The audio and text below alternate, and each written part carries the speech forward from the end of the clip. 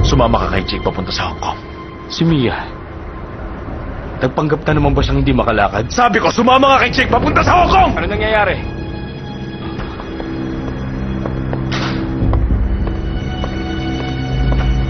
Ano ang dahilan para pumunta ang kapatid ko sa Hong Kong? Ano pa, di para maging tagaluto mo. Kayong dalawa, marami kayong bagay na inililihim sa akin. Excuse me. Anong pinag-uusapan niyo? Bumalik ka na. Oras ng trabaho ngayon.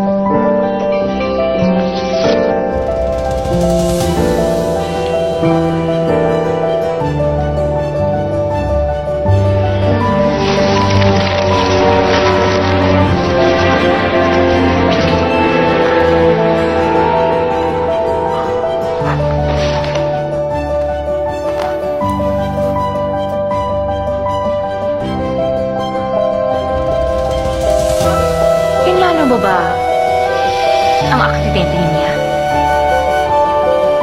Nakita ko si Charlie na nakatayo sa tabi ng lumang kotse. Isang itim na kotse.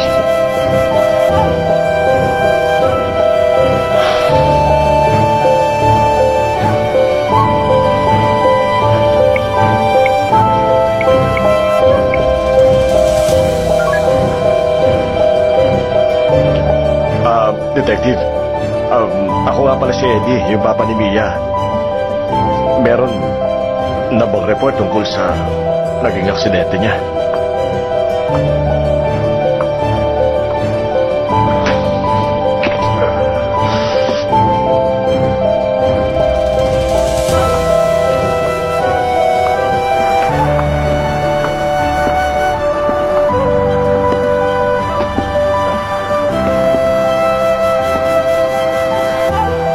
Under construction pa rin po ba ang bookstore na to? Hindi ho. Bukas na ho kami. Ma'am, hindi ba binisita mo ang anak mo doon sa ospital nung maaksidente siya?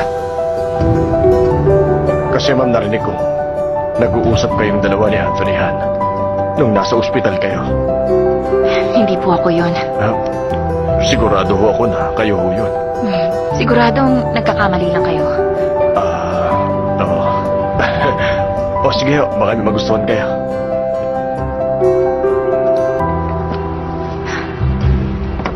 Babalik na lang po ako. Salamat. Hindi kaya... Ma'am, nagpunta ka dito dahil may sasabihin ka. Sandali lang. Alam mo, sa tingin ko, nakakatanggal ng stress ang paglalagay ng makeup. Ano sa tingin mo? Uy! Anong ginagawa mo? Tara, magsayaw tayo sa club.